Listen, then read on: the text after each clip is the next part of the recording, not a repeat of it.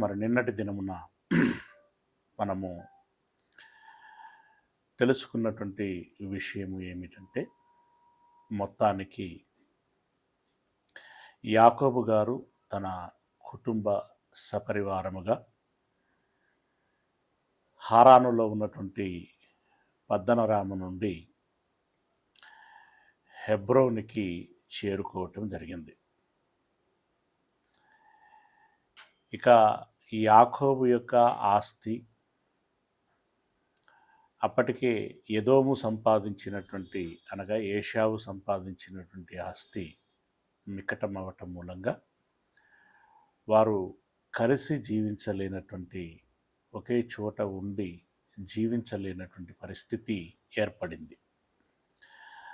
అందును బట్టి ఎదోము తన ఆస్తిని, తన కుటుంబాన్ని తీసుకొని షేయిరు అనేటువంటి దేశమునకు, తదుపరిది ఏదోముగా తన నామాన్ని బట్టే పిలువబడింది, ఉప్పు సముద్రమునకు దిగువగా తాను వెళ్ళిపోవటము జరిగింది.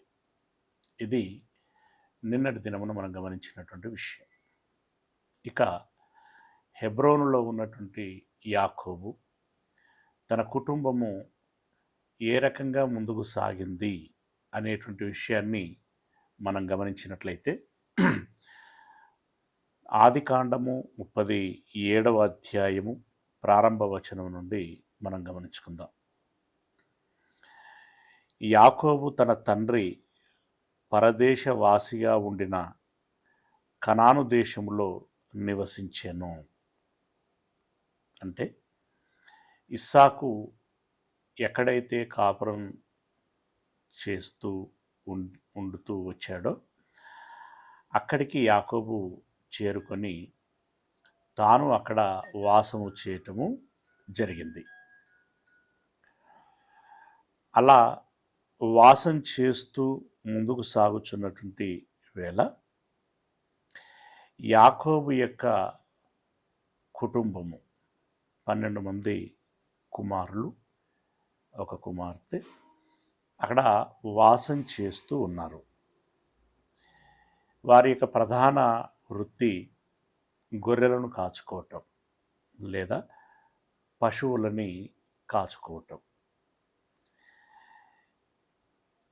2వ వచనము, యాకోబు వంశావళి ఇది అని అక్కడ వివరణ ఏమి ఇవ్వలేదండి.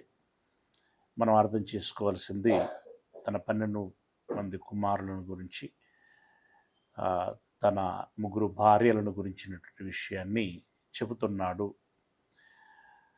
అలాగే పనివారు, దాసులను గురించిన విషయము, ఇదంతా ఉద్దేశించి మాట్లాడినటువంటి మాట అని మనం గమనించుకోవాలి. తర్వాత కిందికి వెళితే, యోసేపు 17 వాడై తన సహోదరులతో కూడా మందను మేపుచుండెను. మొత్తానికి రాహేలు గర్భమున పుట్టినటువంటి మొదటి కుమారుడు యోసేపుకి 17 సంవత్సరాల వయస్సు వచ్చింది. అప్పటికే బెన్యామీను జన్మించాడు. అతడు చిన్న పిల్లవాడు. ఓకే, యోసేపు చిన్నవాడై తన తండ్రి భార్యలైన బిల్హా కుమారుల యొద్దను, జిల్పా కుమారుల యొద్దను ఉండెను. రాహేలు మరణించింది గనక బహుశా యోసేపు బెన్యామీనీల యొక్క బాగు, వారిని సవరించటము అనేటువంటి విషయము ఏదైతే ఉంటుందో అది ఈ రాహేలు దాసి అయినటువంటి యాకోబుకు భార్యగా ఇవ్వబడినటువంటి బిల్హా చూసుకున్నదేమో. కాబట్టి బిల్హా పిల్లలతో కలిసి యోసేపు పెరుగుచున్నాడట. అలాగే బిలహ దాసురాలు గనక సహజంగానే మరొక దాసురాలైన జిల్పా దగ్గరవ్వటము జరుగుతుంది. ఇక లేయా అధికారికపు భార్య. ఆమెను గురించిన ప్రస్తావన ఇక్కడ లేదు, కానీ మొత్తానికి బిలహ జిల్పా యొక్క పిల్లలు ఎవరైతే ఉన్నారో వారి పిల్లలతో కలిసి యోసేపు పెరిగాడు. అలాగని లేయా యొక్క పిల్లలతో లేడు అని మనం చెప్పటానికి ఉండదు. కానీ వీరికి వయస్సు రీత్యా అలాగే జిల్పా బిలహా యొక్క ఆ దాస్యత్యపు స్థితిని బట్టి వీరు కొంచెం సమీపముగా దగ్గరగా బ్రతికారు అని మనం అర్థం చేసుకోవచ్చు. మొత్తానికి వారితో కలిసి యోసేపు పెరిగాడు. అప్పుడు యోసేపు వారి చెడుతనమును గూర్చిన సమాచారము వారి తండ్రి యొద్దకు తెచ్చుచుండువాడు. ఇక్కడ ప్రాముఖ్యంగా మనం ఈ సందర్భంలో అర్థం చేసుకోవాల్సినటువంటి విషయం ఏంటంటే, యోసేపు గారు సహజ సిద్ధంగా ఒక మంచి వ్యక్తిత్వము కలిగినటువంటి వాడుగా పెరిగినట్లు మనకు అర్థమవుతున్నది. అది తల్లి నుండి వచ్చిందా అంటే తల్లి నేర్పించిందా బ్రతికి ఉన్నప్పుడు, లేదా తండ్రి నేర్పించాడా, లేదా తల్లులను బట్టి గమనించగలిగాడా, లోకమును బట్టి గమనించగలిగాడా,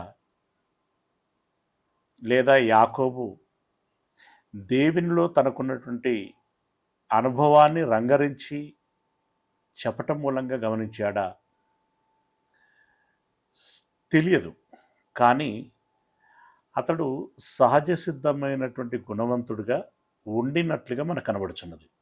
ఎలా చెప్పగలము ఆ మాట అనంటే, తన అన్నలు చేస్తున్నటువంటి చెడుతనమును గమనించినప్పుడు, ఇప్పుడు మామూలుగా పిల్లలు ఎలా ఉంటారు అనంటే, పెద్దలు అన్నలైనటువంటి వారు ఏం చేస్తూ ఉంటే వీరు కూడా దాన్ని చేస్తూ వెళుతూ ఉంటారు.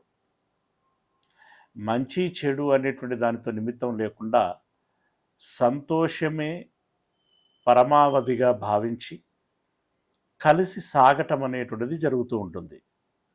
కానీ యోసేపు దానితో కలిసి సాగటం లేదు. పైగా తీసుకొచ్చి ఆ సమాచారాన్ని, ఇదిగో పెద్దన్న ఇలా చేశాడు, చిన్నన్న ఇలా చేశాడు, ఇదిగో నాలుగో అన్న ఇలా చేశాడు, ఏడో అన్న ఇలా చేశాడు అని చెప్పి తండ్రికి వచ్చి ఫిర్యాదు చేస్తున్నాడు, తెలియచేస్తున్నాడు. ఒకవేళ యోసేపు కూడా అలాంటి వాడే అవుతే అన్నలు ఊరుకుంటారా? అన్నలు కూడా తమ్ముని గురించి ఫిర్యాదు చేస్తారు. కానీ తమ్ముడే అన్నలను గురించి ఫిర్యాదు చేసినట్లుగా మనకు కనిపిస్తుందే తప్ప, అన్నలు ఎప్పుడు కూడా తమ్ముడి గురించి ఫిర్యాదు చేసినట్టుగా మనకు కనిపించదు. వాడు ఫిర్యాదు చేస్తే మనం ఎందుకు ఊరుకోవాలి? వాడు చేసినటువంటి తప్పుల గురించి మనం కూడా ఎత్తి చెప్పుదాము అని అన్నలకు ఆలోచన రావడానికి అవకాశం ఉంటుంది. కానీ వారెక్కడ చెప్పినట్టుగా మనకు కనబడదు. అంటే ఆ అవకాశము యోసేపు అన్నలకు ఇవ్వలేదు. అంత జాగ్రత్తగా అతడు చిన్ననాట నుండే బుద్ధిమంతుడై నడుచుకున్నట్టుగా మనకి అర్థమవుతున్నది. రైట్. అన్నలను గురించినటువంటి చెడుతనమును గూర్చిన సమాచారము వారి తండ్రి యొద్దకు తెచ్చుచుండువాడు. మరి అలా చెబుతున్నప్పుడు అన్నలకు అది నచ్చుతుందా? నచ్చదు. వీడు అయిన దానికి, కానిదానికి, చిన్నదానికి, పెద్దదానికి మనం చేసిన ప్రతి పనిని గురించి ఈ తప్పు చేశారు, ఆ తప్పు చేశారు అని చెప్పి తండ్రికి ఫిర్యాదు చేస్తున్నాడు అని వారికి కూడా తెలియకుండానే తమ్ముడి పట్ల ద్వేషం కలుగుతుంది, కోపం వస్తుంది. వీడు తండ్రికి ఫిర్యాదు చేస్తున్నాడు, తండ్రి గారు మన మీద కోపం చేస్తున్నాడు. వీడు మంచోడని మనము కాదని, ఒకవేళ మనం తప్పు చేశామే అనుకో, వెంటనే తండ్రికి చెప్పాలా? వీడికి ఎందుకు ఇంత కుతూహలము అని యోసేపు పట్ల ద్వేషాన్ని, కోపాన్ని వారు పెంచుకుంటూ వచ్చారు. 3వ వచనం, మరియు యోసేపు ఇశ్రాయేలు వృద్ధాప్యమందు పుట్టిన కుమారుడు గనుక తన కుమారులందరికంటే ఎక్కువగా అతన్ని ప్రేమించి అతని కొరకు విచిత్రమైన నిలువుటంగి కుట్టించెను. ఇక్కడ చిన్నపిల్లలని ఎక్కువగా ప్రేమించటము అనేటువంటి విషయంలో చాలామంది ఒక పొరపాటు పడుతూ ఉంటాం. ఏంటి అనంటే, చిన్నవారిని ప్రేమిస్తున్నారు అంటే పెద్దవారిని ద్వేషిస్తున్నారనా? కాదు. చిన్నవాడు పుట్టక మునుపు పెద్దవాడు మాత్రమే పుట్టి ఉన్నటువంటి కాలంలో ఆ తండ్రి, ఆ తల్లి వారి ప్రేమ ఎవరికి అందిస్తారు? మొదట పుట్టినటువంటి కుమారుడికి అందిస్తారు. అతడికి అందించవలసినంతగా అందిస్తూ వస్తారు. అలా 2వ వాడికి, 3వ వాడికి, 3 కుమారులే ఉన్నప్పుడు అందులో చిన్నవాడు మూడవ వాడు అవుతాడు. ఆ 3వ వానికి తన ప్రేమని అందించడం జరుగుతుంది. అందరికీ ప్రేమను అందిస్తూ వస్తూ ఉంటారు. కానీ ఎప్పుడైనా కూడా ఏం జరుగుతుంటుందంటే, చిన్నవాడు అని అన్నప్పుడు పెద్దవారికి కొంత అవగాహన ఉంటుంది, చిన్నవారికి ఏమీ ఉండదు. ఈ దృష్టితో కొంచెం అటెన్షన్, కేరింగ్ అనేటువంటిది చిన్న పిల్లల మీద ఉంటుంది. అది మనకు ఎక్కువగా వారిని మాత్రమే ప్రేమిస్తున్నారు అన్నట్లుగా అర్థమవుతూ ఉంటుంది. అంటే ఒకటి కేరింగ్ ఉంటుంది, చిన్నపిల్లలు అనేటువంటి ఒక ముచ్చట ఉంటుంది. ఈ కేరింగ్ తోటి ముచ్చటను బట్టి ప్రేమ అనేటువంటిది వారి మీద ఎక్కువగా చూపించటం అనేటువంటిది జరుగుతూ ఉంటుంది. అలా యాకోబు గారు యోసేపును ఎక్కువగా ప్రేమిస్తూ వచ్చారు. పైగా ఇతడు వృద్ధాప్యంలో ఉన్నప్పుడు పుట్టినటువంటి కుమారుడు. అప్పుడు రూబేను గురించి మనం ఆలోచిస్తే ఎలా కనబడతాడు? రూబేను దాదాపుగా తండ్రి తర్వాత తండ్రి అంతటి వాడన్నంత ఎత్తుకు ఎదుగుతాడు. అంటే వయస్సును బట్టి, మంచివాడైతే గుణాన్ని బట్టి కూడా ఎదుగుతాడు. కానీ చిన్నపిల్లలు అలా ఉండరు కదా. 11వ కుమారుడు అంటే ఎంత కాలం గడుస్తుంది, ఎంత వ్యత్యాసం ఉంటుంది. అలాంటి వ్యత్యాసమును బట్టి యోసేపు గారిని యాకోబు ఎక్కువగా ప్రేమిస్తూ వచ్చాడు. యోసేపు ఇశ్రాయేలు వృద్ధాప్యమందు పుట్టిన కుమారుడు గనక తన కుమారులందరికంటే ఎక్కువగా అతన్ని ప్రేమించి ఏం చేశాడటనంటే, అతని కొరకు విచిత్రమైన నిలువుటంగి కుట్టించెను. ఒక విచిత్రమైనటువంటి నిలువుటంగి అంటే ఇప్పుడు లాల్చీ పైజామా టైపు అయి ఉండాలి. ఓకే, మొత్తానికైతే వారు అది వరకు అన్నలెవ్వరూ ధరించినటువంటి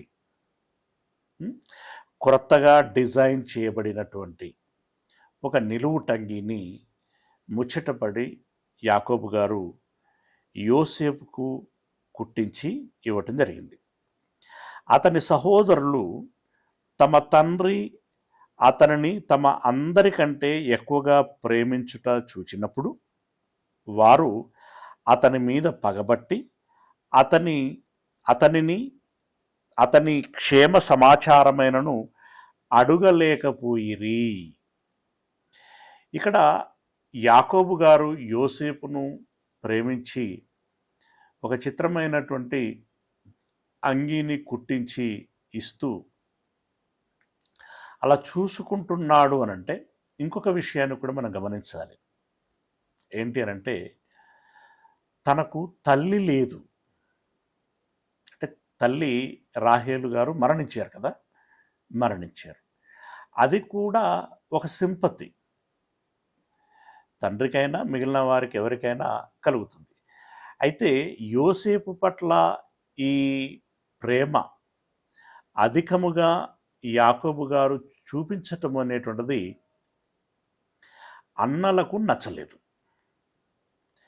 ఇక్కడ 2 కారణాలు అయ్యాయి. ఒకటి, అన్నలు చేస్తున్నటువంటి ప్రతి తప్పును తండ్రికి తీసుకెళ్ళి చెప్తున్నాడు. ఇది మొదటిది. రెండవది ఏంటి అనంటే ఆ తండ్రి మిగిలిన పిల్లలందరికంటే కూడా యోసేపుని ఎక్కువగా ప్రేమిస్తున్నాడు. ఈ 2 కారణాలను బట్టి అన్నలకి తమ్ముడైన యోసేపు పట్ల ఈర్ష్య కలిగింది, ద్వేషము కలిగింది, కోపము ఉన్నది. ఇలా తమ్ముడి పట్ల కోపముతో ఉన్నటువంటి కాలములోనే యోసేపు గారు ఏ చెంకు గొంకు లేకుండా నిర్భయంగా నిర్భీతిగా తన యొక్క జీవితాన్ని యథాతథంగా కొనసాగిస్తూ ఉన్నాడు. అంటే యథాతథంగానంటే తన సహజ సిద్ధమైన గుణము ఏదైతే ఉందో దాన్ని అలాగే కొనసాగిస్తూ ఉన్నాడు. అలా అన్నలందరూ అంటే 10 మంది అన్నలు ఒకవైపు, 11వ వాడుగా ఉన్నటువంటి యోసేపు మరొక వైపు ఉన్నట్లుగా మనకు కనబడుతున్నది. ఇక బెన్యామీన్ అంటే అతడు చాలా చిన్నవాడు, అతడు అప్పటికి ఇంకా ప్రస్తావనకి రావటం లేదు. ఇది అప్పుడున్నటువంటి ఆ కుటుంబ పిల్లల యొక్క పరిస్థితి. ఇది ఇలా ఉంటుండగా మొత్తానికి తమ్మునిపై వారికి ఉన్నటువంటి కోపాన్ని బట్టి తమ్ముడి యొక్క బాగోగులను గురించి, మంచి చెడులను గురించి వారెప్పుడు పట్టించుకోలేదు, ఎప్పుడు విచారించలేదు, అడగను లేదు. 5వ వచనం, యోసేపు ఒక కల కని ఇలా ఉంటుండగా అతనికి ఒక కల దేవుడు ఇచ్చాడు. ఒక కల కని తన సహోదరులతో అది తెలియచెప్పగా వారు అతని మీద మరీ పగబట్టిరి. అప్పటికే కోపంతో ఊగిపోతున్నారు అనంటే మరింత కోపము వారికి వచ్చింది. ఏంటి కారణము, విషయం ఏమిటి అనంటే తనకు ఒక కళ వచ్చింది. ఏమిటి ఆ కళ అనంటే 6వ వచనం, అతడు వారిని చూచి, నేను కనిన ఈ కలను మీరు దయచేసి వినుడి. అదేమనగా, మనము చేనిలో పనలు కట్టుచుంటిమి, నా పన లేచి నిలుచుండగా మీ పనలు నా పనను చుట్టుకొని నా పనకు సాష్టాంగపడెనని చెప్పెను. అందుకు అతని సహోదరులు, నీవు నిశ్చయముగా మమ్మను ఏలేదవా, మా మీద నీవు అధికారి వగుదువా అని అతనితో చెప్పి అతని కలను బట్టి అతని మాటలను బట్టి అతని మీద మరింత పగబట్టిరి. కోపం కాస్త పగగా మారిపోయింది. ఇప్పుడు ఇక్కడ యోసేపుకి 17 సంవత్సరాలు, ఇక 18కి 19కి అలా వెళ్ళిపోతూ ఉంటాడు. అయితే అప్పుడు ఉన్నటువంటి వయస్సులను బట్టి అది ఇంకా అన్మెచ్యూర్డ్ వయస్సే. ఆ అన్మెచ్యూర్డ్ వయస్సులో మెచ్యూర్డ్ వ్యక్తి లెక్క గుణము విషయంలో యోసేపు గారు ప్రవర్తించారే కానీ ప్రతి విషయంలో ఆయన బోలాతత్వంతో ఉన్నట్లుగా మనకు కనబడుతున్నది. అంటే ఇప్పుడు ఈ మాట అన్నలకు చెబితే దాని పరిణామము ఎలా ఉంటుంది? వారికి నేను చెప్పేటువంటి మాట సంతోషం కలిగిస్తుందా లేదా కోపాన్ని కలిగిస్తుందా? కోపాన్ని కలిగించేదైతే చెప్పకపోవటం మంచిదేమో, సందర్భం వచ్చినప్పుడు చెప్తే బాగుంటుందేమో అని ఇలాంటివేవి తన మనస్సులో ఆలోచించుకోలేదు ఆయన. అప్పటికే అతని పట్ల వారు కోపంతో ఉన్నారు. ఇప్పుడు నాకు ఒక కళ వచ్చింది అని చెప్పి వాళ్ళతో చెప్తున్నాడు. ఇంతకీ కళ ఏమని వచ్చింది అని చెప్తున్నాడు? మనం అందరం పొలంలో పనులు కడుతున్నాం. పనులు అంటే ధాన్యానికి సంబంధించినటువంటి కోత కోయగా కట్టలు కడతారు. అది వరి చేను మాదిరిగా గోధుమ చేను కోసి కట్టలు కడతారు. ఇప్పుడు వరిని మిషన్లు వచ్చి కోస్తున్నాయి, కానీ పూర్వము కోసి కట్టలు కట్టేటువంటి వారు, వాటిని కుప్పలు వేసేటువంటి వారు, తర్వాత ఒక దాని మీద కొట్టి దులిపేటువంటి వారు.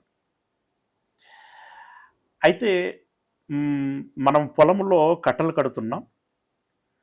అప్పుడు నా కట్టను మీ కట్టలన్నీ కూడా, అంటే పనులు అన్నాడు అక్కడ, పెన వేసుకొని సాష్టాంగపడ్డవి అని అన్నాడు. అంటే అది చెప్పకనే చెప్పబడినటువంటి విషయం ఏంటంటే, మీరందరూ నాకు సాష్టాంగపడ్డారు అని చెప్పేశాడు. అది అన్నలకి పుండు మీద కారం చల్లినట్టుగా అయింది. అప్పటికే కోపంతో ఊగిపోతున్నటువంటి వారికి ఇలా చెప్పేసరికి, ఏంట్రా నువ్వు చెప్తున్నది, నీకెంత పొగర్రా, ఎంత గర్వంరా, నీకు మేమందరం సాష్టాంగపడ్డామా? అంటే నువ్వు ఏలికవా, నువ్వు నాయకుడివా, నువ్వు మమ్మల్ని పరిపాలిస్తావా అని అతని మీద వారి యొక్క ఆగ్రహాన్ని వ్యక్తం చేశారు. అలా కాకుండా యోసేపు గారు మౌనంగా ఉంటే యథాతథంగా ఉండేది. లేదా అన్నయ్య, నాకు వచ్చిన కళ ఏంటంటే, మీరందరూ వరుసగా నిలబడ్డారు, నేను మీ అందరికీ ఒక్కొక్కరికి సాష్టాంగ నమస్కారం చేస్తూ నన్ను మన్నించమని అడిగాను అనంటే వాళ్ళకి ఎంత చల్లగా ఉండేది అది కదా, వారికి చాలా చల్లగా ఉండేది. అప్పుడు కొంచెం కొంచెం ప్రేమ పుట్టుకొచ్చేదేమో. కానీ అలాంటి కళ అతనికి రాలేదు. మరి రానప్పుడు ఎలా చెప్తాడు? చెప్పడు. అది చెప్పలేదు. కనీసం మౌనంగా ఉండినా బాగుండేది. మౌనంగానూ లేడు. ఇక వచ్చిన కళ ఏదైతే ఉన్నదో అది యథాతథంగా చెప్పేశాడు. దాన్ని బట్టి అన్నయ్యలకి ఆ కోపం కాస్త ఎలా మారిపోయిందట? పగ. ఆ వయస్సులోనే యోసేపు అన్నలకి పగదారుడుగా మారిపోయాడు. అంటే యథార్థంగా ఉంటే, యథార్థవాది లోక విరోధి అనేటువంటి సామెత ఏదైతే ఉందో, యథార్థంగా ఉంటే ఇలాంటి చిక్కులని తీసుకొచ్చి పెడుతుంది. కొంతమంది అండి ఇప్పుడు యోసేపు మాదిరిగానే ఏ విషయమైనా ముఖం మీదనే అనేస్తారు. వాళ్ళు అన్నది నిజమే, వాళ్ళు అన్నది నిజమే, అది కరెక్టే, అవసరం కూడా. కానీ ఎదుటి వారు దాన్ని స్వీకరించలేరు. స్వీకరించకపోవటం మూలంగా అలా మాట్లాడేటువంటి వాడి మీద కోపము తెచ్చుకుంటారు. ఇప్పుడు యోసేపుది అలాంటి పరిస్థితి. మొత్తానికి అన్నయ్యలు పగబట్టారు. నిజంగా అన్నయ్యలు తెలివైనటువంటి వారైతే, జ్ఞానవంతులైతే గుణవంతులైతే ఏం చెయ్యాలి, ఏం చేసేవారు? తమ్ముడైన యోసేపు యొక్క వ్యక్తిత్వాన్ని బట్టి వారు గమనించాల్సిన విషయం ఏంటంటే, వీడు మామూలుగానైతే అబద్ధం ఆడడు. తండ్రికి మన మీద ఎన్ని విషయాలు చెప్పినా మనం చేసినయే చెప్పాడు. మామూలుగా వింది అలాంటి గుణము కాదు.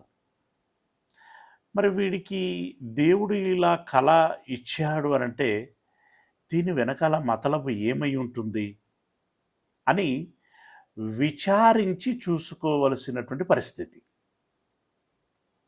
నిజంగా గుణవంతులైతే, అన్నలు గుణవంతులైతే చేయవలసిన పని అది. అలా చేయకుండా పగబట్టారు. పగబట్టారు అనంటే అన్నల యొక్క వ్యక్తిత్వమును అది ఎండగడుచున్నది. అంటే వారిని గురించి వారే మేము ఇలాంటి వారము అని చెప్పుకుంటున్నారు, తెలియచేసుకుంటున్నారు, కనపరుచుకుంటున్నారు అని దాని అర్థం. రైట్. 9వ వచనం. ఇది ఇలా ఉంటుండగా అతడికి మరొక కల వచ్చింది. అతడు ఇంకొక కల కని తన సహోదరులకు తెలియచేసి, ఇదిగో నేను మరి ఒక కల కంటిని. అంటే ఇప్పుడు యోసేపు వారి యొక్క స్పందనను గమనిస్తున్నాడా లేదా? ఇతడు చెప్పే విషయాన్ని వారు ఎలా తీసుకుంటున్నారు? ఏ రకంగా వాళ్ళు తన పట్ల అభిప్రాయపడుచున్నారు? మేబీ ఇలాంటిది ఏమీ పట్టించుకుంటున్నట్లుగా మనకు అనిపించట్లేదు. వాళ్ళు ఏమన్నా అనుకొని, నాకు తెలియపరచబడింది, నాకు తెలిసింది, నేను చెబుతాను అన్నట్లుగా చెప్పేస్తున్నాడు. మేబీ బహుశా ఇక్కడ దేవుని యొక్క ప్రణాళిక కూడా, దేవుని యొక్క దృక్పథం కూడా అలాగే ఉండి ఉంటుంది. భవిష్యత్తులో ఇదిగో మీ పరిస్థితి ఎలా ఉండబోచున్నది అనేటువంటి విషయాన్ని ముందే అద్దంలో చూపించినట్టుగా చూపిస్తున్నాడు. దాన్ని బట్టి వాళ్ళు జాగ్రత్త పడాలి. యాక్చువల్గా దేవుని సన్నిధిలోనికి వచ్చి, దేవా ఏంటి మాకు ఈ పరిస్థితి, ఎందుకు మేము ఇలా ఉంటాము, మరి అందులో మా తప్పేమైనా ఉన్నదా, ఉంటే చెప్పండి అయ్యా, మేము దాన్ని సరి చేసుకుంటాం అనేటువంటి దృక్పథంతో వారు మాట్లాడవలసి ఉండే. కానీ వారు అలా మాట్లాడలేదు. మొత్తానికి మరొక కల కన్నాను అని చెప్పి చెబుతున్నాడు. ఏమని చెప్తున్నాడు? మరి ఒక కల కంటిని, అందులో సూర్యచంద్రులు 11 నక్షత్రములను నాకు సాష్టాంగపడనని చెప్పాను. ఇక్కడ సూర్యచంద్రులు అలాగే 11 నక్షత్రాలు అనంటే అక్కడ ఎవరిని దృష్టిలో పెట్టుకుని చెప్తున్నాడంటే, సూర్యుడు అంటే తండ్రి, చంద్రుడు అంటే తల్లి, 11 నక్షత్రాలు అంటే 11 మంది సహోదరులు. అంటే ఇందులో అన్నలు ఉన్నారు, తమ్ముడు కూడా ఉన్నాడు, బెన్యామీను. ఈ 11 నక్షత్రములు నాకు సాష్టాంగపడుచున్నవి. అంటే ఇక్కడ తండ్రిని తల్లిని కూడా కలిపేశాడు. ఇది చాలా తీవ్రమైనటువంటి విషయం. అన్నల విషయంలోనే మామూలుగా లోకకోణంలో ఆలోచిస్తే అగౌరవంగా మాట్లాడినట్లు, అంతటితో చాలదు అన్నట్లు ఆయన తండ్రిని తల్లిని ఉద్దేశించి కూడా వచ్చినటువంటి కళ ఏదైతే ఉందో అది చెప్పాడు. అయితే యోసేపు లేనిదేమీ చెప్పలేదు ఇక్కడ. ఏ కళ అయితే వచ్చిందో ఆ కళనే యథాతథంగా చెప్పిస్తున్నాడు. అది మరింత కోపాన్ని అంటూ ఉంటాం కదా, నశాలానికి ఎక్కింది అని అంటా ఉంటుందండి. ఆ రకంగా వారిలో పెరిగిపోవటానికి కారణమైంది. 10వ వచనం. ఇప్పుడు అన్నలే కాదు, తండ్రి కూడా ఇన్వాల్వ్ అయ్యాడు ఇందులో. ఈ విషయాన్ని ఏమంటున్నాడు? అతడు తన తండ్రితోనూ తన సహోదరులతోనూ అది తెలియజెప్పినప్పుడు అతని తండ్రి అతనితో, నీవు కనిన ఈ కల ఏమిటి? అంటే నీ ఉద్దేశం ఏంట్రా? నేను నీ తల్లియు నీ సహోదరులను నిశ్చయముగా వచ్చి నీకు సాష్టాంగపడుదుమా అని అతన్ని గద్దించాను. గద్దించాను అనంటే పిల్లోడు లెక్క ఉండరా, పిల్లోడి లెక్క మాట్లాడు. ఏం మాట్లాడుతున్నావురా? పెద్ద పెద్ద మాటలు మాట్లాడుతున్నావు. మన అన్నలతోటి అలా అన్నావట, మళ్ళీ ఈరోజు మమ్మలను కూడా కలిపేసి నీకు సాష్టాంగ పడతామని చెప్పేస్తున్నావు. నోరు మూసుకో, ఇంకొకసారి అలా మాట్లాడకు. లైక్ దట్ మొత్తానికి అలా గద్దించేసాడు. గద్దించనైతే గద్దించాడు, కానీ దేవుడు కల ఇస్తాడు అనేటువంటి అనుభవం యాకోబుకు తెలుసు.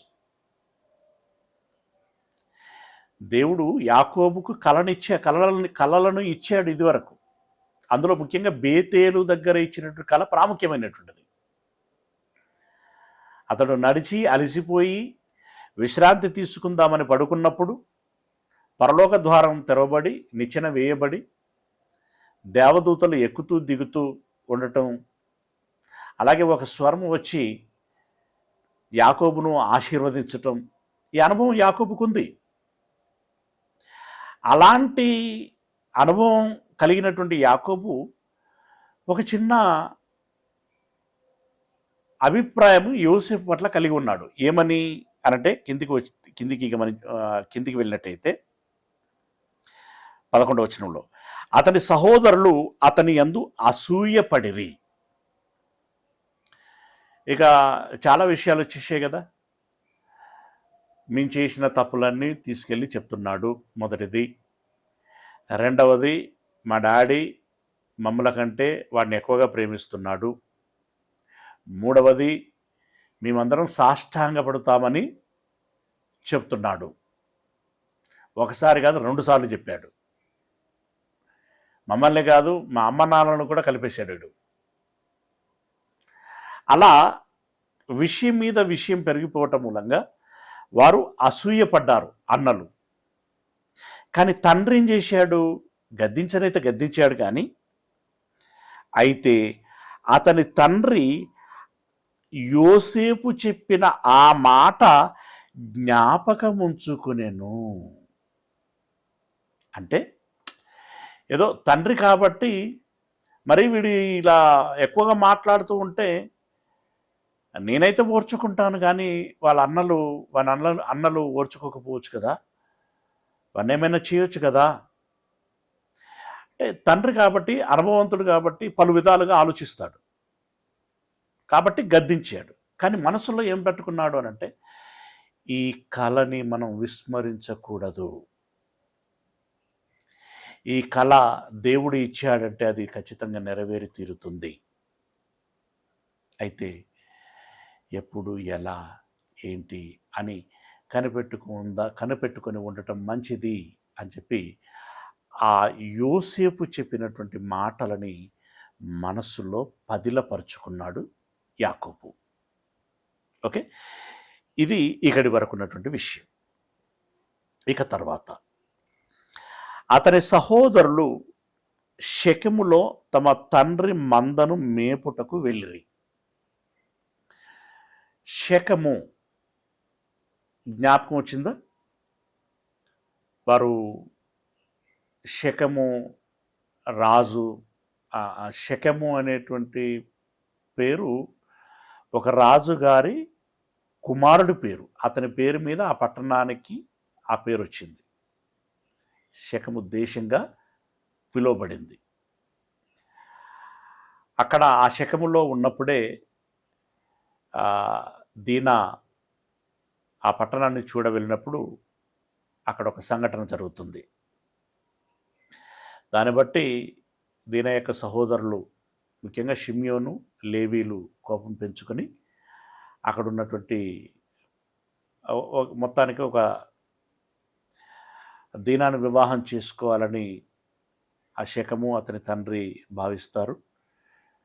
కానీ వీళ్ళు ఒక పన్నాగం పన్ని సున్నతి అనేటువంటి పేరు మీద వారు చేసి అక్కడ ఉన్నటువంటి పురుషులందరినీ చంపేయటం జరుగుతుంది.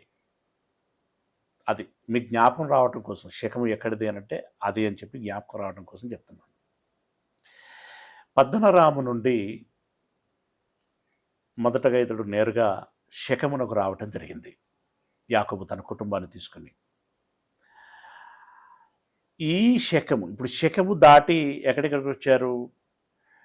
శకము దాటి బేతేలునకు వచ్చారు. నిన్నటి దినం చెప్పుకున్నాం. బేతేలు దాటి మరొక ప్రాంతానికి వచ్చారు.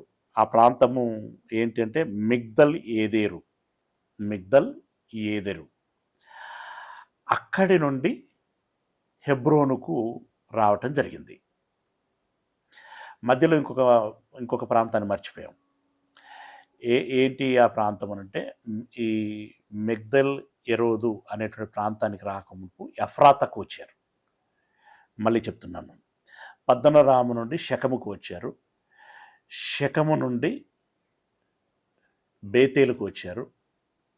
బేతేలు నుండి ఎఫ్రాతా అని పిలువబడేటువంటి బెత్లెహేమునకు వచ్చారు. ఓకే, బెత్లెహేము నుండి మిగ్దల్ ఎరోదు అనేటువంటి ప్రాంతమునకు వచ్చారు. అక్కడి నుండి హెబ్రోనుకు వచ్చారు. అయితే ఇప్పుడు యాకోబు యొక్క కుమారులు గొర్రెలను కాసేటువంటి వారు కాబట్టి వారు ఈ గొర్రెలను తీసుకొని ఎక్కడి దాకా వెళ్ళారు అనంటే ఇప్పుడు రివర్స్ వెళ్ళిపోయారు. కేవలం గొర్రెలు మేపడానికే. కుటుంబం ఇక్కడే ఉంటుంది, వాసం ఇక్కడే, ఎక్కడ హెబ్రోన్లో. కానీ గొర్రెలను మేపడానికి వారు మళ్ళీ వెనక్కి వెళ్ళిపోయారు. ఏమేమి దాటి? ఇందాక మనం చెప్పుకున్నటువంటి ఈ మిగ్దల్ ఎరోదు, బెత్లెహేము, సరే మధ్యలో యెరూషలేము ఉన్నది అని మనం చెప్పుకున్నాం. అది దాటి బేతేలు కూడా దాటి శకమునకు వెళ్ళారు. అంటే ఈ గొర్రెలు సంఖ్యను బట్టి, వాటికి మేత దొరికేటువంటి స్థలాన్ని బట్టి వెతుక్కుంటూ వీరు వెళ్ళటం జరుగుతుంటుంది. దాన్నే మన దగ్గర ఇక్కడ మన్యం వెళ్ళటము అని అంటారు. అంటే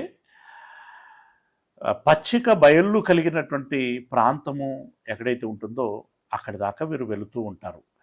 అలా వెళ్ళేటువంటి క్రమంలో వారాలు పట్టొచ్చు, మాసాలు పట్టొచ్చు. అలా వారు శకమునకు ఈ గొర్రెలను తీసుకుని వెళ్ళారు. వెళ్ళి చాన్నాళ్ళు అయింది కనుక వాళ్ళ తండ్రి యాకోబు గారు ఏం చేశారు అనంటే, అప్పుడు ఇశ్రాయేలు అంటే యాకోబు, అప్పుడు ఇశ్రాయేలు యోసేపును చూచి, అంటే ఇప్పుడు వెళ్ళింది 10 మంది అన్నలు అని, 11వ వాడైనటువంటి యోసేపును చూసి, నీ సహోదరులు శెకెములో మంద మేపుచున్నారు, నిన్ను వారి యొద్దకు పంపెదను రమ్మన్నప్పుడు అతడు మంచిదని అతనితో చెప్పెను. ఇక్కడ యోసేపుకి బోలాతత్వమే కాకుండా ధైర్యం కూడా ఉన్నది. భయము లేదు అతనికి. అంటే బోలాతత్వము అనేటువంటిది మామూలుగా ఒక పాజిటివ్ వర్డ్గానే మనకు కనబడుతూ ఉంటుంది. కానీ చాలామంది ఆ బోలాతత్వంతో ఉన్నటువంటి వారికి ఇచ్చేటటువంటి సలహా ఎలా ఉంటుందంటే, అలా అట్లా వెంటనే విషయము ముఖం మీద కొట్టినట్టుగానే చెప్పకూడదురా, కొంచెం లౌక్యం పాటించాలి, ఏది ఎవరితో ఎక్కడ చెప్పాలో అక్కడనే చెప్పాలి, మౌనంగా ఉండే చోట మౌనంగా ఉండాలి, అన్ని విషయాలు అన్ని చోట్ల చెప్పకూడదురా అని చెప్తూ ఉంటారు. కానీ యోసేపుకి అలాంటివి ఏమీ లేవు, ఉన్నది ఉన్నట్లుగా చెప్పటం. అలాగే ఆయనకు భయము కూడా లేదు. అంటే ఇప్పుడు అన్నలు అసూయపడుతున్నారు, కోపగించుకుంటున్నారు, పగబట్టారు, దాన్ని మాటల రూపంలో చేతల రూపంలో అప్పటికే ఎంతో కొంత వాళ్ళు చూపించుంటారు ప్రభావం. అయినా అదేమి పట్టనట్లుగా, ఇదిగో నీ అన్నలు శెకెములో గొర్రెలను మేపుతున్నారు, వాళ్ళు ఎలాగున్నారో కనుక్కొని వచ్చు నిమిత్తము నేను పంపాలనుకుంటున్నాను, నువ్వు వెళ్ళాలిరా అని అన్నాడు. అప్పుడు యోసేపు ఏమీ తడబడకుండానే, అంటే తటపటాయించకుండానే, సరే డాడీ వెళ్తాను అని చెప్పేసి అన్నాడు ఆయన. మంచిది అని అతనితో చెప్పాను. 14 వచనం. అప్పుడు అతడు, నీవు వెళ్ళి నీ సహోదరుల క్షేమమును మందక్షేమమును తెలుసుకొని నాకు వర్తమానం తెమ్మని అతనితో చెప్పి హెబ్రోను లోయలో నుండి అతన్ని పంపెను. అతడు షెకెమునకు వచ్చెను. ఇందాకనే మనం ఆలోచించాం కదా, రైట్. నువ్వు వెళ్ళి అన్నల బాగోగులని, మందలు బాగున్నాయా, ఏమన్నా రోగాలు వస్తున్నాయా, లేకుంటే క్రూర జంతువుల బెడద ఏమైనా ఉన్నదా, ఈ విషయాలన్నీ కనుక్కొని రారా అని చెప్పి యోసేపు చెప్పాడు. అప్పుడు యోసేపు హెబ్రోనులో నుండి షెకెమునకి పంపించబడ్డాడు. అలా అతడు షెకెమునకు వచ్చాడు. షెకెమునకు వచ్చి ఆ షెకెము చుట్టుపక్కల పొలాలలో, మైదానాలలో వెతుకుతున్నాడు. అతడు పొలంలో ఇటు అటు తిరుగుచుండగా ఒక మనుష్యుడు అతనిని చూచి, నీవేమి వెతుకుచున్నావని అతన్ని అడిగాను. అక్కడ అతడు అటు ఇటు వెతుకుతూ ఉంటే ఒక మనుష్యుడు తారసపడ్డాడు. ఏం వెతుకుచున్నావు అని చెప్పేసి అతడు అడిగాడు. అడిగితే యోసేపు చెప్తున్నాడు. అందుకు అతడు, నేను నా సహోదరులను వెతుకుచున్నాను, వారు ఎక్కడ మందరు మేపుచున్నారో అది దయచేసి నాకు తెలుపమని అడిగాను. బహుశా అక్కడ మందలు మేపే అక్కడ తారసపడినటువంటి వ్యక్తి పొలములలో పని చేసుకునేటువంటి వాడైనా ఉండాలి, అతడు కూడా గొర్రెలను మేపుకునేటువంటి వాడైనా అయి ఉండొచ్చు, లేదంటే ఇంకేదైనా పని నిమిత్తము అక్కడికి వచ్చినటువంటి వాడై ఉండొచ్చు. అతడు అడిగాడు, ఎవరిని వెతుకుతున్నావు, ఏం వెతుకుచున్నావు అంటే, ఇది గొర్రెలను మేపుచున్నటువంటి నా అన్నయ్యలను వెతుకుచున్నాను. అతడు, వారు మీకు కనిపించారా, కనిపిస్తే వారు ఎక్కడ ఉన్నారో, ఎటువైపు వెళ్ళారో తెలియచేయండి అని చెప్పేసి యోసేపు అతన్ని అడిగాడు. అందుకు ఆ మనుష్యుడు, ఇక్కడ నుండి వాళ్ళు ఇందాక ఉన్నారు కొంతమంది, ఇక్కడ నుండి సాగి వెళ్ళిరి. ఎటువైపు వెళ్ళారు అనంటే, వారు దోతానుకు వెళ్ళుదము రండని చెప్పుకొనుట వింటినని చెప్పాను. వారు ఇక్కడ ఉన్నప్పుడు మాట్లాడుకోవటం నేను విన్నాను. ఏమని మాట్లాడుకున్నారు అంటే, రేపు మనం దోతాను వైపు వెళ్దాంరా అని చెప్పేసి అనుకొని అక్కడ నుండి వెళ్ళిపోయారు. అంటే వాళ్ళు దోతానుకు వెళ్ళినట్లుగా అర్థమైంది అతనికి. ఆ మాటే యోసేపుకు చెప్పాడు. అప్పుడు యోసేపు తన సహోదరుల కోసము వెళ్ళి దోతానులో వారిని కనుగొనెను. మొత్తానికి దోతాను అంటే అక్కడ కలిసినటువంటి వ్యక్తికి వారు మాట్లాడుకున్నగా వినబడింది నిజమే. వినబడింది దోతానుకు వెళ్ళి ఉంటారు అనేటువంటి విషయం చెప్పాడు. ఇతడు కూడా వెళ్ళాడు. నిజంగానే దోతానులో వారు కనిపించారు. అతడు దోతానుకు వచ్చి వాళ్ళని కనుగొన్నాడు, దగ్గరికి వెళ్తున్నాడు. అతడు దగ్గరకు రాకమునుపు, బహుశా పాపం అన్నలు కనపడగానే, ఇప్పుడు దేనికోసమైతే వెతుకుతూ వచ్చారో అది కనపడ్డప్పుడు ప్రాణం తెప్పరిల్లుతుంది. సంతోషంతో అన్నల దగ్గరికి అతడు వెలుచున్నాడు. అయితే ఇప్పుడు అన్నలు తమ్ముని రాకడను అంత దూరంలో ఉన్నప్పుడే గమనించి వీళ్ళు మాట్లాడుకుంటున్నారు. ఏమని మాట్లాడుకుంటున్నారు అనంటే 19వ వచనంలో, ఇదిగో ఈ కలలు కనువాడు వచ్చుచున్నాడు.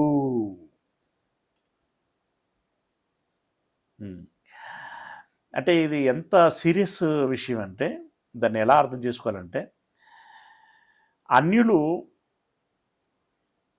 మనం ఎక్కడికైనా వెళుతున్నాము అని అనుకోండి, వారు మనల్ని చూడగానే అదిగో వస్తానరా అలలియగాళ్ళు అని అన్నాడు అనుకోండి, అది ఎంత వెక్రింతగా ఉంటుంది, ఎంత అపహాస్యంగా ఉంటుంది. అంటే మన పట్ల వాళ్ళ దృక్పథం ఏంటి అనేటువంటిది అది దర్పం పడుతుంది కదా.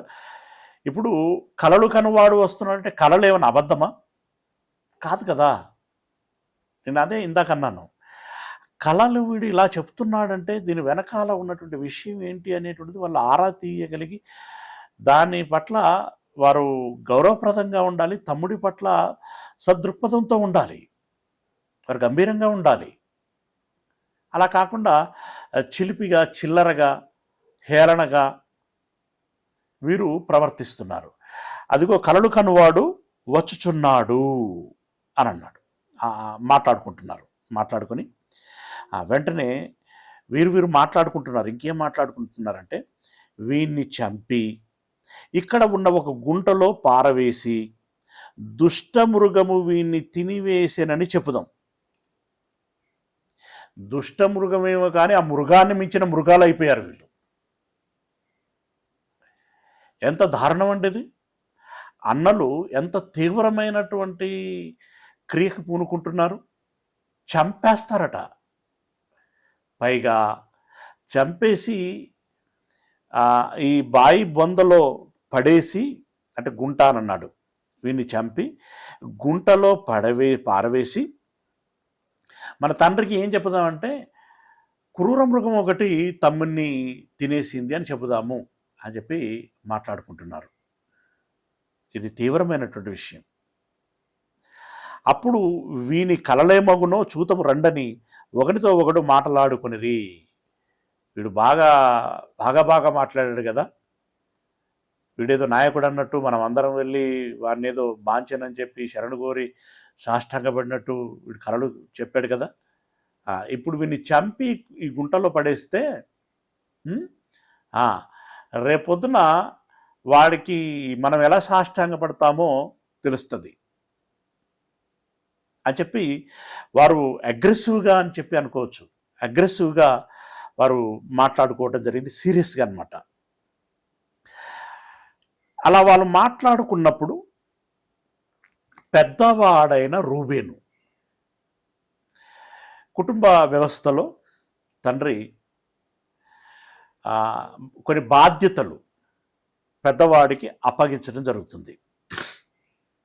ఎంతో కొంత మిగిలినటువంటి వారికంటే పెద్దవాడు కొంత తండ్రి గారికి భయపడి బాధ్యతగా ఉండటానికి ప్రయత్నం చేస్తారు. అయితే ఇక్కడ రూబేను కూడా అలాగే ప్రవర్తించాడు. రూబేను బిల్హా విషయంలో తప్పు చేశాడు, మనకు తెలిసిందే. అక్కడ మనకు అతను నేరస్తుడిగా కనబడినా ఇక్కడ మాత్రం కొంత ఈ యోసేపు పట్ల సదృక్పథంతో ఉన్నాడు.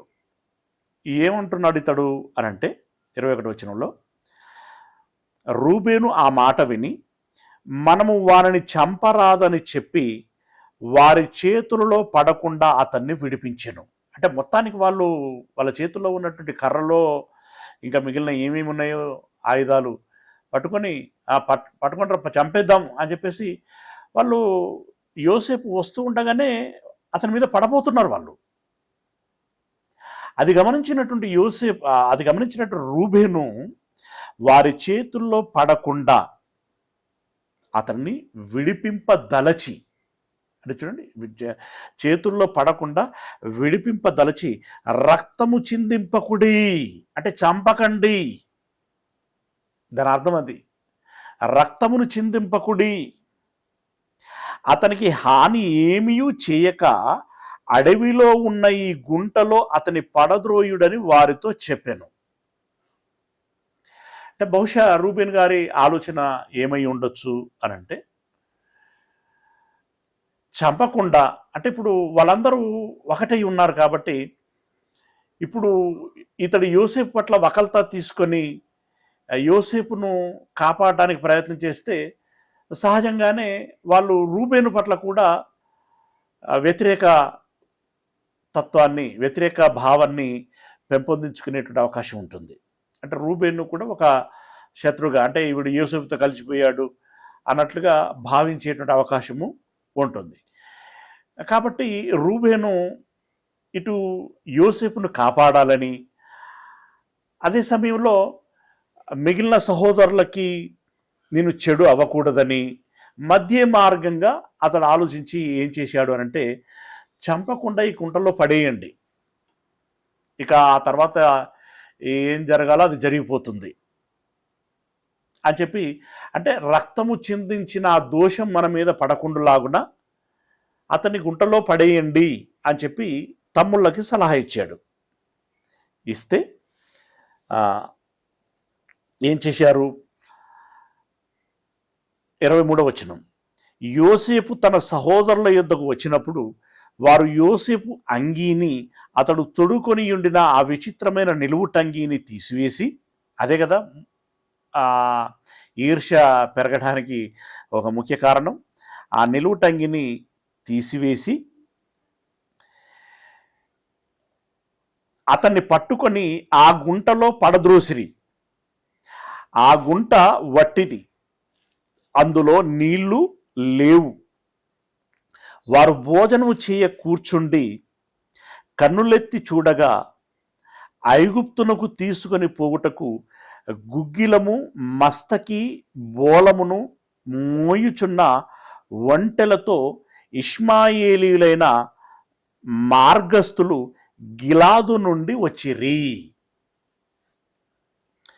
ఇప్పుడు రూబేను చెప్పినటువంటి మాటను బట్టి వాళ్ళు చంపకుండా గుంటలో పడేశారు.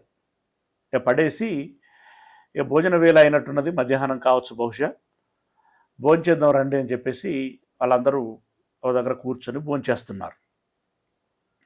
అయితే వీళ్ళందరూ అక్కడ కూర్చొని భోంచేస్తున్నారు. రూబేనేమో మందను కాస్తున్నాడు.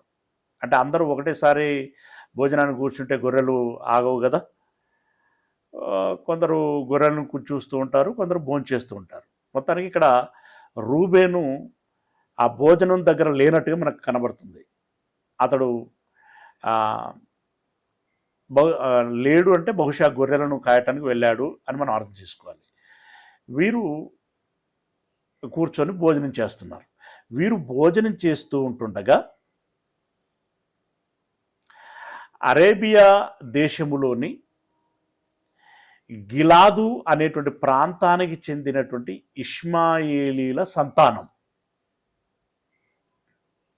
ఓకే, వారు వ్యాపారము నిమిత్తము ఐగుప్తు దేశానికి వెళుచున్నారు.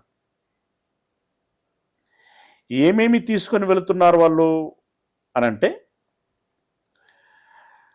గుగ్గిలము మస్తకియు బోలమును, వాటన్నిటిని తీసుకొని ఒంటెల మీద పెట్టుకొని వారు గిలాదు, అలాగే వీరు వెళ్ళినటువంటి దోతాను అనేటువంటి ప్రాంతం మీదుగా మళ్ళీ బేతేలు, బేత్లెహేము ఇవి దాటుకుంటూ గాజా, అలా నైలు నది దాటి ఐగుప్తునకి వెళ్ళాలి వీళ్ళు. ఇది వాళ్ళ రూట్ మ్యాప్. వీళ్ళు భోజనం చేస్తుండగా వాళ్ళు ఆ ద్రవ్యములను తీసుకుని ఒంటెలతో ఆ ప్రాంతమునకు వచ్చారు. అంటే ఆ ప్రాంతం గుండా వెళుచున్నారు అని. వాళ్ళు అక్కడికి రాగానే ఈ సహోదరులలో ఒకటికి ఒక ఆలోచన వచ్చింది. మీరు ఈ గిలాదు అనేటువంటి ప్రాంతముల గురించి మీరు ఒకసారి గమనించాలంటే పటములోనికి రండి. వారు ఎక్కడి నుండి ఎలా ప్రయాణం చేశారు అనంటే, ఇష్మాయేలు సంతానము సౌదీ అరేబియా ప్రాంతంలో వాసం చేశారు. అంటే ఇప్పుడు సౌదీ అరేబియా, అప్పుడు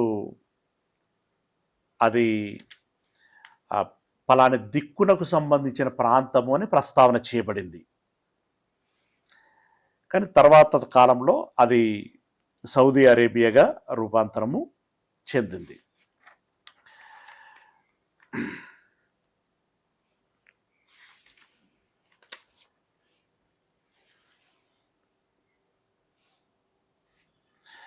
కనాను విభజన అనేటువంటి ప్రాంతమును మనం చూసినట్టయితే, ఈ క్రిందన ఉప్పు సముద్రము ఉంది కదా, ఉప్పు సముద్రమునకు కుడి వైపున ఈ రూబేను గోత్రానికి ఇవ్వబడినటువంటి భూభాగానికి తర్వాత ఉన్నటువంటి ప్రాంతంలో ఇష్మాయేలీలు ఉన్నారు. మీకు రబ్బా, అమ్మోను అనేటువంటి ప్రాంతాలు కనబడుతున్నాయి కదా, దానికి కుడివైపున అని దాని అర్థం. కుడివైపున కాస్త అంటే ఈ నార్త్ ఈస్ట్ ప్లేస్లో అని గమనించాలి. ఇక్కడ నార్త్ ఈస్ట్ ప్లేస్లో అక్కడ మీకు గిలాదు కనబడింది చూడండి. గిలాదు రబ్బా మీద ఉన్నది గిలాదు. ఈ గిలాదు నుండి వీళ్ళు ఎక్కడికి వెళ్ళారు అంటే శెకెమునకు దగ్గరగా ఉన్నటువంటి దోతాను ప్రాంతమునకు, అనగా షిలోహు మీదికి శెకెమునకు దిగువకు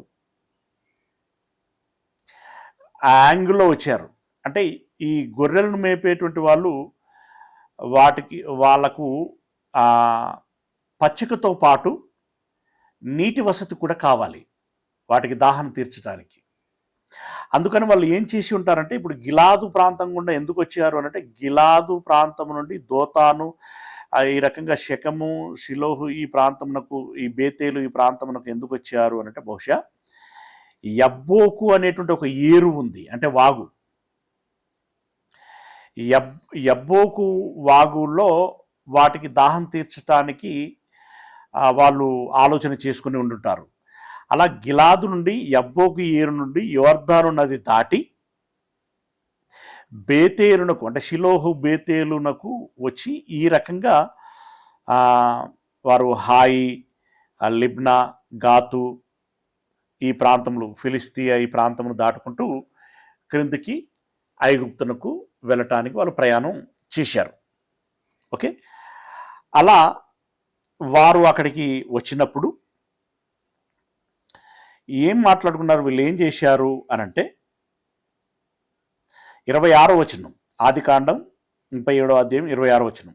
అప్పుడు యూదా, మనం మన సహోదరుని చంపి వాని మరణమును దాచిపెట్టినందువలన ఏమి ప్రయోజనము? ఈ ఇష్మాయేలీలకు వాణ్ణి అమ్మివేయుదము రండి, వాడు మన సహోదరుడు, మన రక్త సంబంధి కదా, వానికి హాని ఏమీ చేయరాదని తన సహోదరులతో చెప్పెను. అందుకు అతని సహోదరులు సమ్మతించిరి. రూబేను చేసిన ఆలోచన మంచిదైతే, యూదా గారు అంటే మంచిది అనంటే పూర్తి మంచిది కాదు, ఎంతో కొంత మంచిది. అలాగే రూబేను చేసినటువంటి ఆలోచన ఎంతో కొంత మంచిది అని మనం అనుకుంటే, ఇప్పుడు యూదా గారు ఇంకొంత మంచి ఆలోచన చేశాడని చెప్పుకోవచ్చు.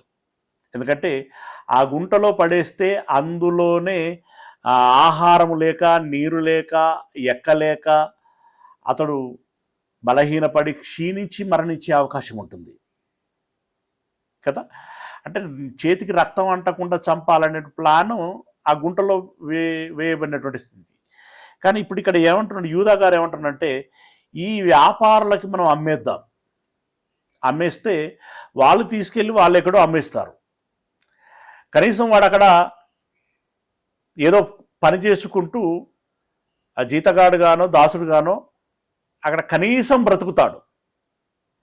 ఈ చంపిన నేరం మన మీదకు రాకుండా ఉంటుంది, పైగా అమ్మినందుకు ఎంతో కొంత పైకం మనకు వస్తుంది. ఇతడు మధ్య మార్గంగా ఇతడు ఒక ఆలోచన చెప్పాడు. అది మిగిలిన వాళ్ళకి సమ్మతయింది. ఎందుకు సమ్మతయిందంటే, ముందు వాళ్ళకి కావాల్సింది ఏంటంటే వీడి పీడ విరగడవ్వాలి. ఇక ఐగుప్తునకు ఎక్కడికో అమ్మేస్తే వాడు మళ్ళీ మనకు కలిసేటువంటి అవకాశం లేదు. ఇకన్నా అక్కన్నా వాడెక్కడో మనం ఎక్కడో సంబంధం ఉండదు, పైగా రొక్కం వస్తుంది అని చెప్పి వాళ్ళందరూ సమ్మతించారు. మిథ్యానీయులైన వర్తకులు, మిథ్యానీయులు అని ఎందుకన్నాడు అనంటే, ఇప్పుడు మనం సౌదీ అరేబియా గురించి మాట్లాడుకున్నాం కదా. సౌదీ అరేబియాకు ఉత్తరాన ఆ గిలాదుకు దగ్గరన ఈ ఇరాను, ఇరాకు ప్రాంతాలు, పూర్వమది బబులోను, ఆ ప్రాంతాన్ని ఏమంటారంటే మిథ్యాను ప్రాంతం అంటారు. ఒకప్పుడు అబ్రహాము కూడా ఆ ప్రాంతము నుండే ఊరు అనేటువంటి ఆ ఊరు నుండి హారానుకి రావటం జరిగింది. అబ్రహాం అంటే వాళ్ళ తండ్రితో పాటు ఆ కుటుంబం అంతా కూడా. కనుక వీళ్ళు ఇష్మాయేలీలు మిథ్యాను ప్రాంతానికి సంబంధించిన వారు అని దాని అర్థం. ఓకే, మిథ్యానీయులైన వర్తకులు ఆ మీదుగా వెలుచుండగా వారు ఆ గుంటలో నుండి యోసేపును పైకి తీసి ఆ ఇష్మాయేలీలకు 20 తులముల వెండికి అతనిని అమ్మివేసిరి. మొత్తానికి తమ్ముడికి వాళ్ళు వెల కట్టారు. ఎంత అంటే 20 తులాల వెండి. 20 తులాలు 30 తులాలు తీసుకొని యూదా యేసుప్రభుల వారిని అప్పగిస్తే వీళ్ళు 20 తులాలు తీసుకొని తమ్ముడైనటువంటి యోసేపుని ఈ ఇష్మాయిలీలకి అమ్మివేశాడు. ఓకే, వారు యోసేపును ఐగుప్తునకు తీసుకొని పోయిరి. మొత్తానికి తమ్ముడిని అమ్మేశారు, ఆ తమ్ముడిని ఐగుప్తునకు తీసుకొని వెళ్ళారు. ఆ తదుపరి ఏం జరిగింది ఏంటి అనేటువంటి విషయాన్ని రేపటి దినమున తెలుసుకునేటువంటి ప్రయత్నం చేద్దాం. ఓకేనా, ప్రార్థన చేసుకుందాం. సర్వోన్నతుడా, మహోన్నతుడా, మీ పాదములకు వందనాలు చెల్లిస్తున్నాం దేవా. తండ్రి, ఈ దినమున యోసేపును గురించినటువంటి ఘట్టం,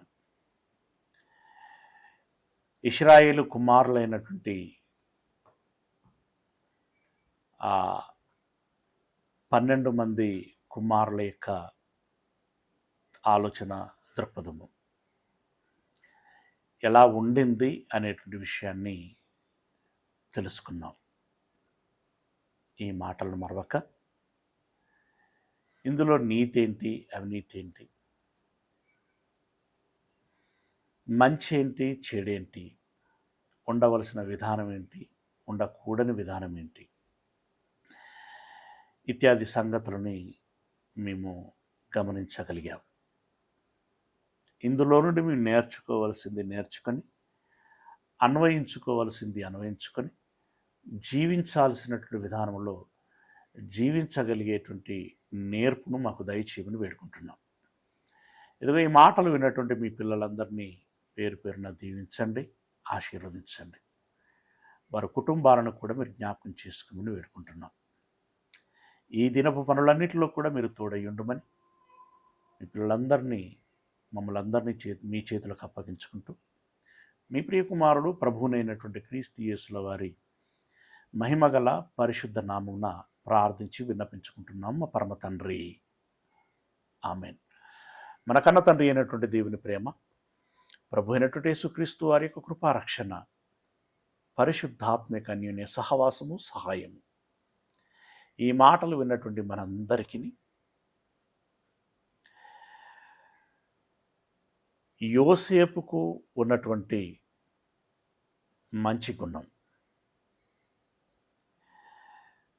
తండ్రికి దేవుడికి నచ్చేటువంటి విధంగా తాను ఏ విధంగానైతే ఉన్నాడో మేమును ఆ మంచి వారముగా ఉండి దేవుని కృపకు పాత్రము కావాలని ప్రయత్నం చేసేటువంటి ప్రతి బిడ్డకి తన ప్రయత్నం అంతటిలో ఎల్లకాలము తోడైయుండును గాక.